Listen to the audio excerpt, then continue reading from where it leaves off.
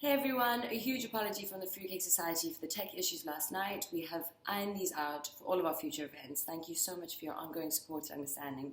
Please send me any questions you may have for Nima and we will send them on to her for answering. Enjoy! Hi, I'm Nima Taylor. I'm a former Buddhist nun, and I'm currently the minister at the Cape Town Unitarians here in Cape Town, South Africa.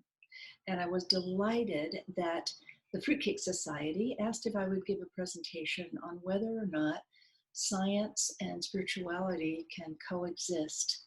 So that's what we're going to talk about now. And I'm going to show you some slides. So let me bring my slides up for you so that we can share this together. Here we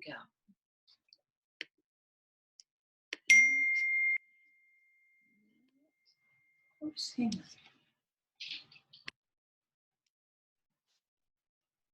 I'm going to share my screen and I'm going to share my computer sound. There we go. Okay, so hopefully everybody will be able to see this and we'll be able to work through this together. I'm going to play my slideshow. And if you have any questions or want to share something with me, you can reach me through the www.capetownunitarians.org.za. So you might have a preconceived notion that as a former Buddhist nun, that of course I would think that spirituality was far more important than science. But let's explore exactly what we're talking about here. I'm going to give you a couple of definitions for science and one for spirituality, and think about it in your own words as well. You might write down, what would you change? Is this a definition that would work for you? So science being this definition of we're measuring the physical and natural world through observation and experiment. And if you have different perspectives on that, I think that that's the key, is that it's the physical and the natural world being rationally viewed and explored and researched. Now let me give you a definition about spirituality, and you may have some other ideas as well. One might think of spirituality as an investigation into the fundamental nature of existence. And some people also call spirituality metaphysics, or beyond the physical, which would draw that distinction between science and spirituality. Now, there's also many people who would say, oh, spirituality, that's that woo-woo stuff, that magical thinking that happens.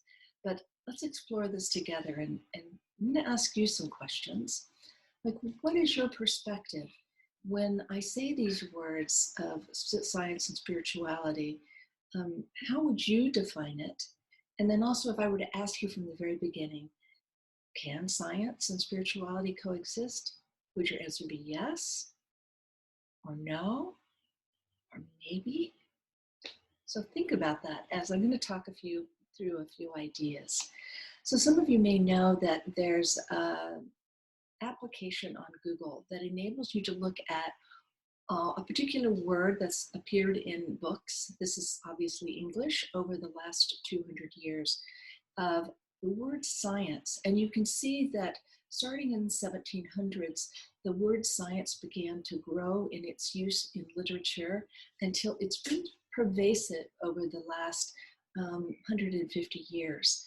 There's a small s science, a big S science, or all cap science. But taken together, you can see that science has become a pervasive word that is being used in English literature. Now look at the graph for spirituality, and it shows that really until the 1980s, it wasn't used very often, but since that time, it's grown dramatically. And I'm wondering, when I look at the prior years, maybe there was different words. Maybe metaphysics was used, or the ethers, or whatever was the common word for understanding that this experience that we're having of being alive, that somehow cannot be touched in the physical realm of things.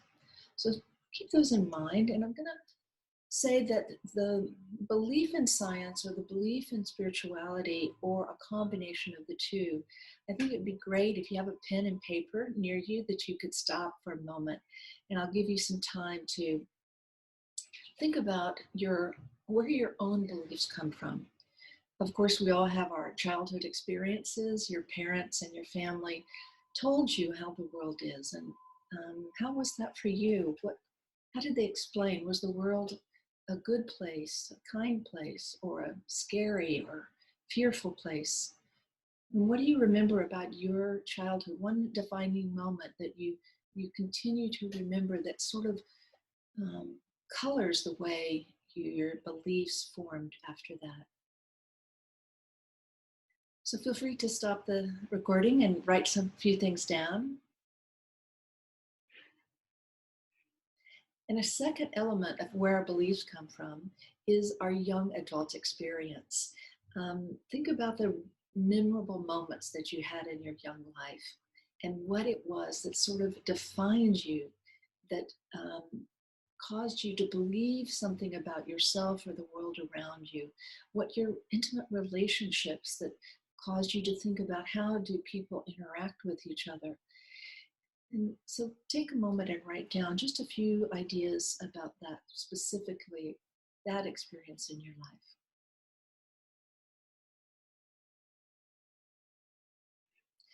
And finally, there is the idea of the cultural and social experience that we have, which is sometimes described as sort of a feeling of what water is to a fish, that it's all around you.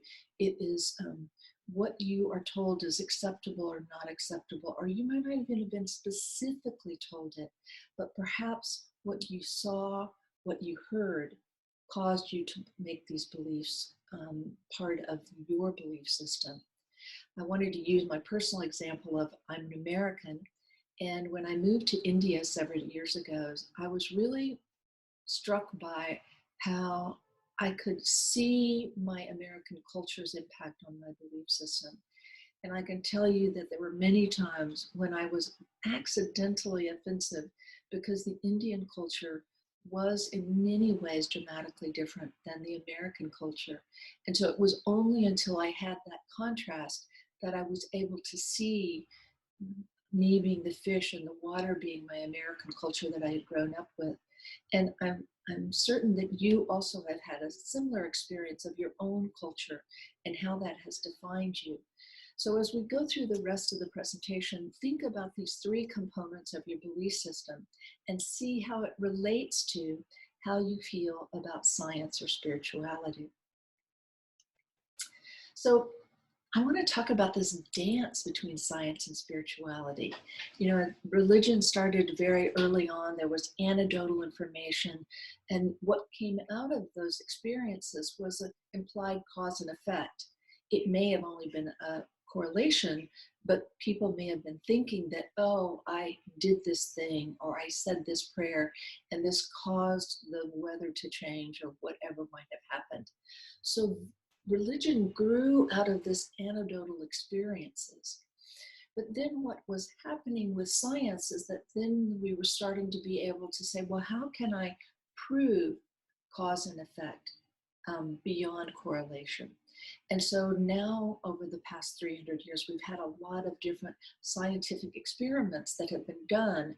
And I would say that they have looked to religious practices as ways to, can we prove, is a religious activity, a practice, or a ritual, is it making a real difference in someone's life? And many of you may have heard about something called neuroplasticity that was discovered about 50 years ago, where we were thought that our brain formed, and after about 7 years old, nothing changed.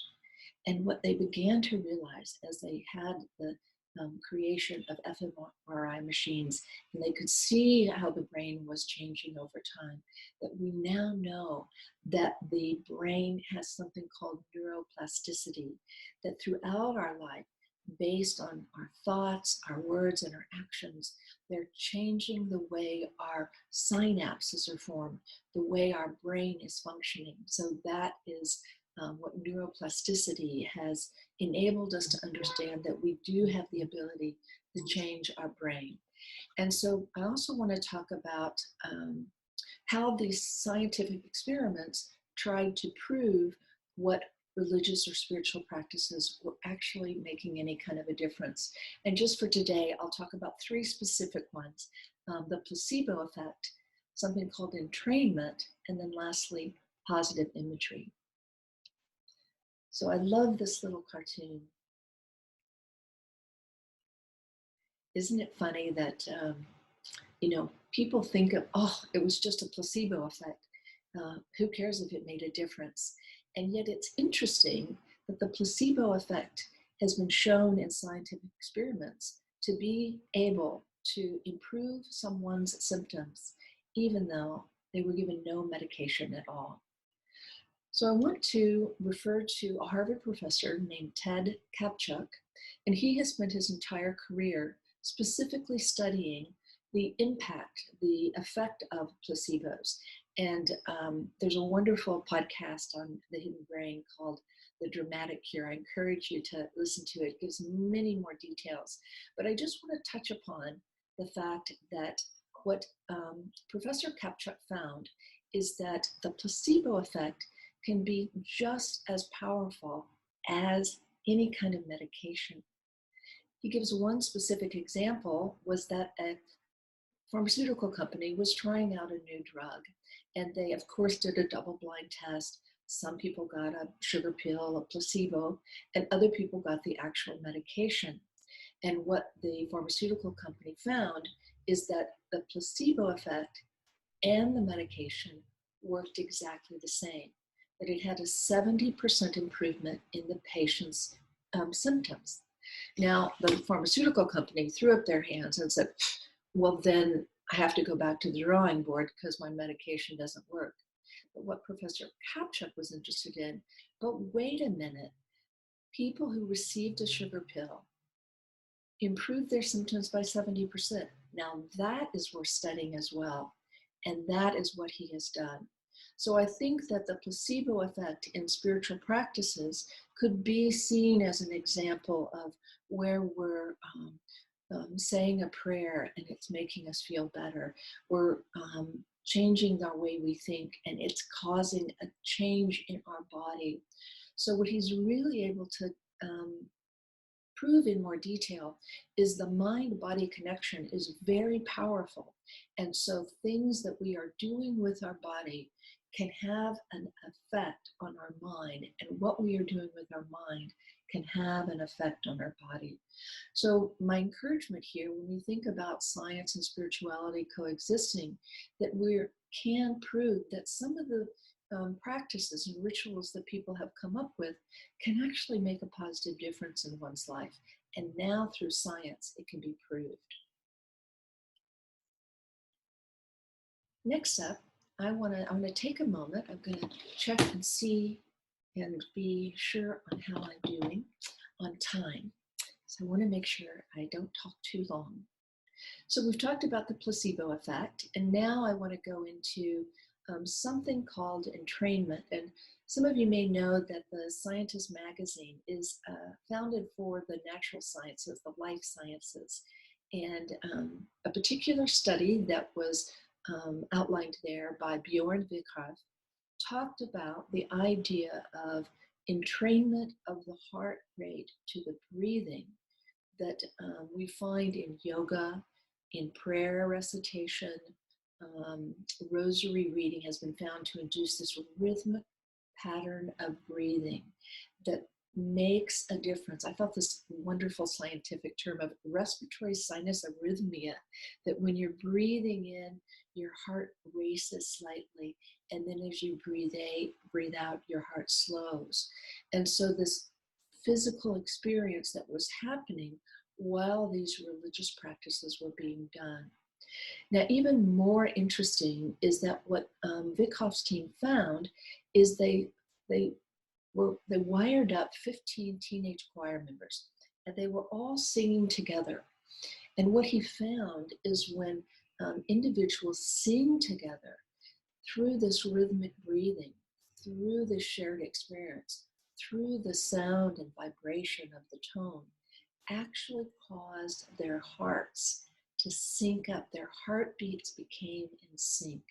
And so you can imagine, if you've ever sung in a choir, I'm sure you've known that sense of exhilaration that comes from singing together with others. And it's interesting to me that how many different religions have some sort of singing or chanting or some sort of speaking together. And so there's some power in that, that people were anecdotally finding that by singing or chanting or reciting together caused them to feel better, to cause them to feel that their health was improved. And so the songs with more structure, the slower chants, what Vikarstein was able to see, he was able to find where the strongest synchronicity came into. So now I want to stop for a moment because I wanted us to experience some entrainment or see if we can. So what I'm going to do, I'm gonna get out of this and I'm going to play a song in iTunes. Let me see if I can find it here. Where are you, iTunes? Here we go. So I'm going to put up this particular slide that I want to show you. It's one of my, just a beautiful recording. Some of you may be aware of Mara Lau, who is an African singer, and she brought together some of the best African singers to make this album on African hymns. So I'm going to play you this one song called No Yana, and I'm hoping you don't even have to know the words, but listen to the sound and the vibration being created. And even I would encourage you to possibly hum along, just have that feeling of joining in with this jubilant singing. It only lasts a couple of minutes, but I'm going to go ahead and play it and then see how that affects your mood and the way you're feeling in this moment.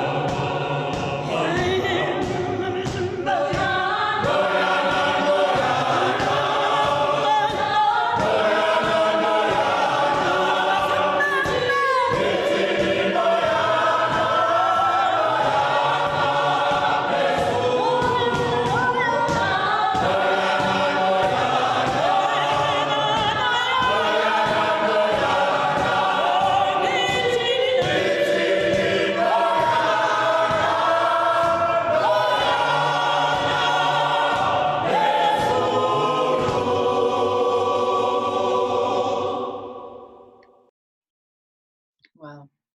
I know I'm just such a sucker for that. I love that song so much. Let me put it back into play mode. And I just want to stop for a moment and encourage you to just be aware of the experience you're having in your body.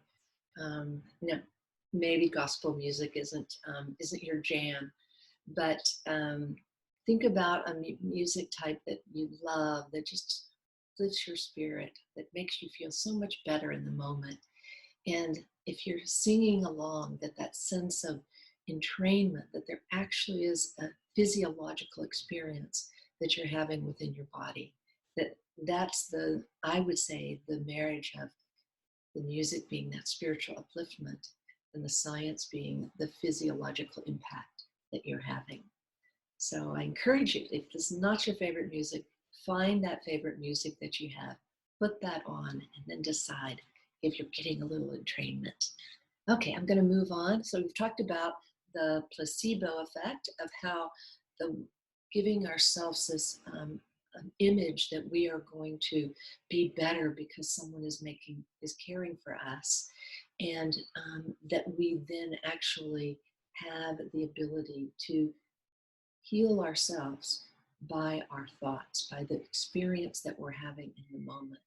I wanted to bring up one particular Professor Kapchak study that I forgot to mention because I think you'll appreciate it. Some of the doctors in his research were having trouble with the fact that they were actually, telling a lie to their patients because they knew that they may be getting a placebo instead of the real medication, and they didn't tell them the truth about that. So Professor Kapchuk said, well, let's try that as a research project. Let's have the patients come in. We will be very honest with them about the fact that they're getting a placebo, and let's see how they react in contrast to those who are actually getting the medication. And so he set it up that he made sure that each person who was participating in the trial was called into his office. He was warm and listening to them, asking them about their symptoms, encouraging them to describe it in detail, and really creating that container of safety and caring with each patient that was involved in the research. And surprisingly, what he found, that even those that knew they were getting a placebo still got better, not at the rate of the medication, but far better than the patients that got nothing at all. And it's his hypothesis that the fact that people were able to come into a doctor's office to feel like they were truly being heard, and that their symptoms were being taken seriously, and that they were deeply being cared for, that relationship with the doctor is what enabled them to heal. So I thought you would enjoy that additional story about placebo effect. We've talked about entrainment, and then let me talk about the third item that I'd like to share with you. See what you think. One of the practices in my own spiritual life has been some positive imagery work. It happens in various religions where you're making a visualization of a better life or of heaven or whatever that particular religious perspective might be. And I'm just going to talk specifically about Buddhism, is that there was designed a practice of people to visualize a certain state of being that they may or may not be feeling in this moment. Some of you may be familiar with this practice of loving kindness, and I'll describe it briefly here, but if you're interested to experience it fully, it takes about 15 minutes, and I have a free guided meditation on the website that you'll see there below. So I want to describe it to you just briefly here as well, though. And the idea, most simply, is that you're just wishing yourself to have these positive experiences. People are encouraged to close their eyes and to sort of let everything, all the senses come into play. And when you say silently, may I be happy, just to imagine, what would it feel like in this moment to be happy? What would your body feel like? What would the sensations be? And so you just sort of imagine what if, may I be happy? May I be peaceful? What would it feel in this moment if you could just fully and deeply experience a sense of peace? Some people think, oh, well, that would be just faking it. That wouldn't be true. But what they've found with positive imagery practices is that, in fact, just imagining the possibility enables you to have the benefit of reduced stress, a greater sense of well-being. Your heart rate goes down. So there's a specific scientific measurements that can show that it is actually having an effect on your body.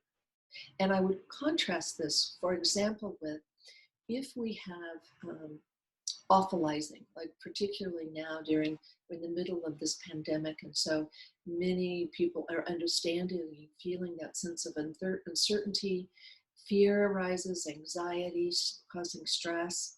So those thoughts of fear, anxiety, awfulizing, oh my gosh, what's the awfulest thing that can happen, because of all this happening globally? Those negative thoughts do have an impact on an increase in stress hormones of cortisol, increase anxiety levels. And so wouldn't it be logical that the same would be true in the opposite? That if we proactively reminded ourselves that we can imagine this moment to be anything. If we can imagine it to be awful, we can also imagine it to be beautiful and joyful. And so this, may I be healthy in mind and body, just imagining if you've had some trouble with the mental stress or with illness or injury, that what you feel like right now,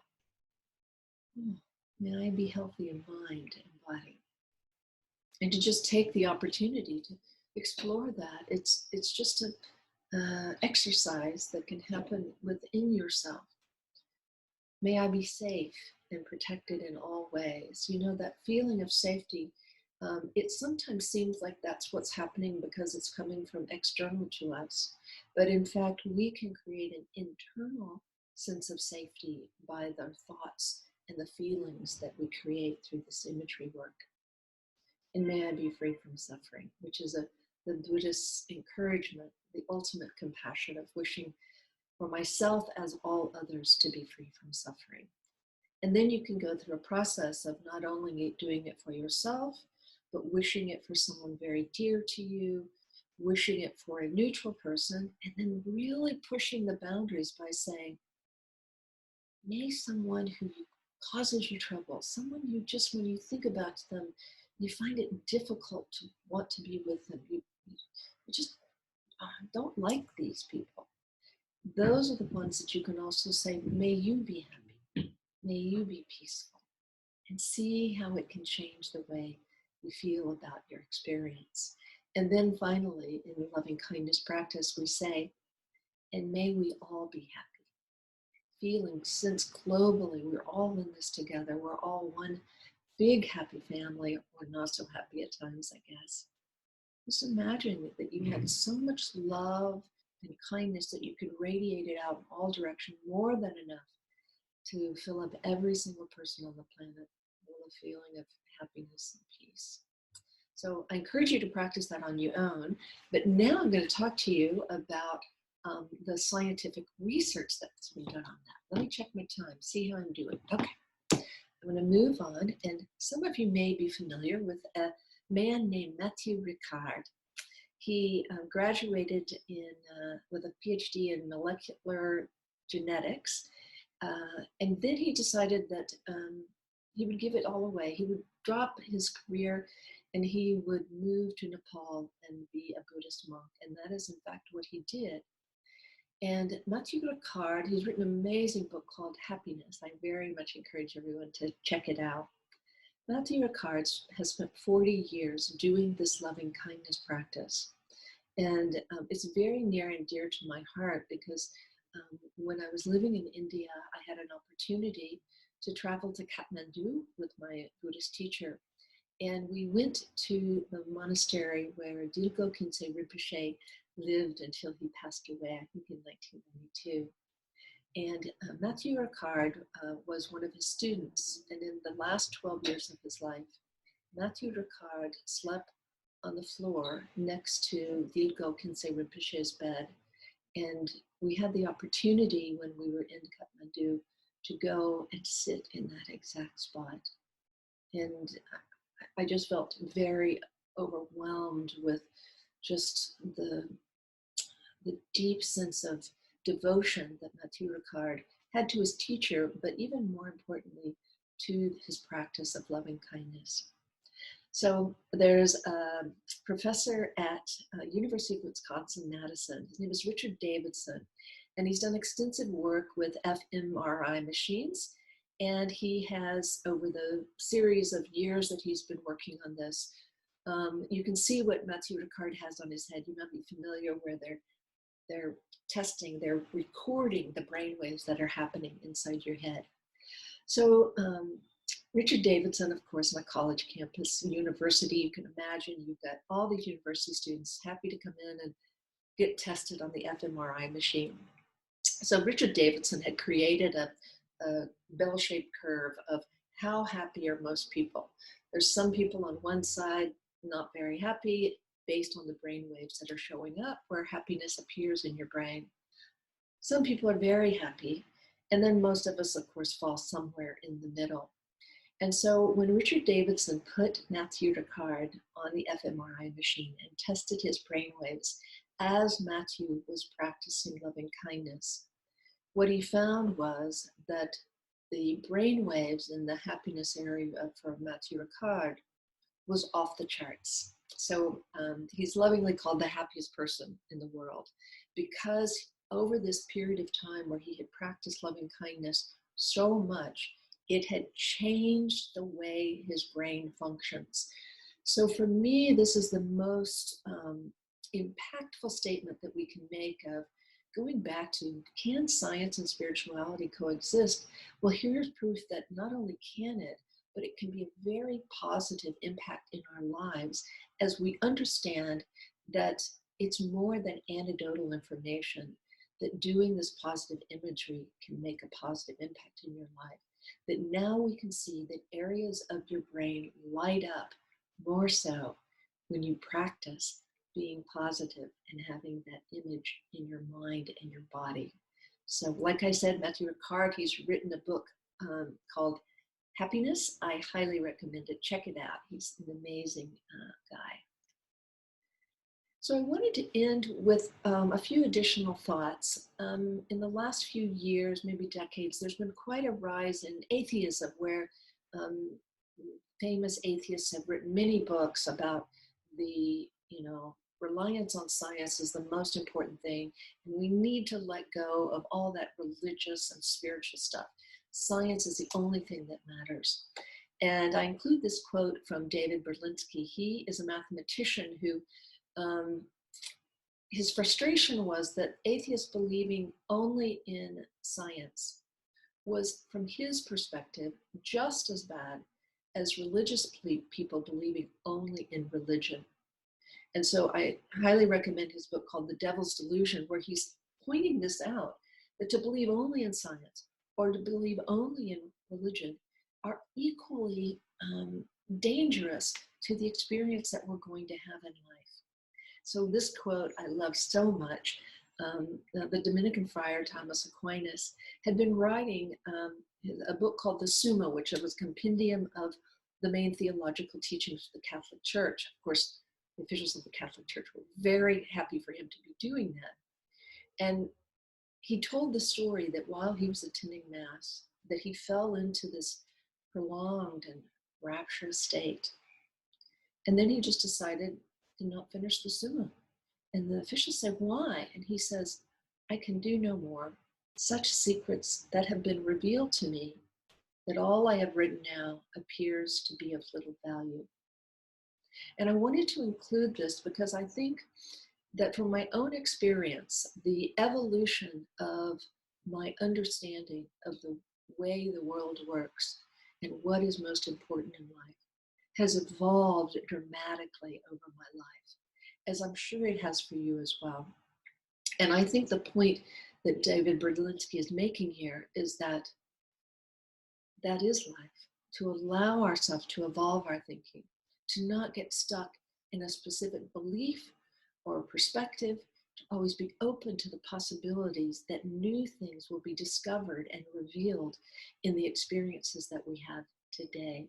Even in the midst of a pandemic, that there is an opportunity to explore this new world that we're living in and see how it might change the way we experience ourselves and the world around us. From my own tradition, His Holiness the 14th Dalai Lama, he wrote a book called The Universe in a Single Atom. And I think that what he has said here describes how I relate to Buddhism, is that I love studying. I have such a passion for studying and practice Buddhism. But as His Holiness says here, that if scientific analysis will conclusively to demonstrate that certain claims in Buddhism to be false, then we must accept the findings of science and abandon those claims. And so for me, this quote from His Holiness the Dalai Lama sums up the dance of science and spirituality, the ability of us to hold them both together and for it to evolve and change over time. So I'd love to know what you think as well. This is my picture of that, expansive moment. Here in Cape Town, we have some beautiful vistas of the sea, this massively beautiful sunsets that we have. And within that experience, there is science beneath it that maybe if we haven't all proven it today, what is happening in our body, in our mind, and in our spirit, then perhaps sometime in the future, science and spirituality will get to know each other even better than they already have. So I wanted to end by saying thank you to the Fruitcake Society. It's been an amazing experience. I'm going to just for a moment give you my email address, the website here at the CapetownUnitarians.org.za, and feel free to reach out to me. I'd love to hear your perspective and your thoughts on this subject. I enjoy it very much. And so I'm just going to finish. I'm going to do my little technical stuff. I'm finished sharing my screen. Make sure I've done that. Here I am. Thank you guys. Thank you for spending some time with me. I hope this has given you some interesting information, and that I do hope you'll reach out and tell me your perspective, because I want to evolve and grow as well and continue. I hope you do too. So take care, my friend. I'm going to stop and say, be well.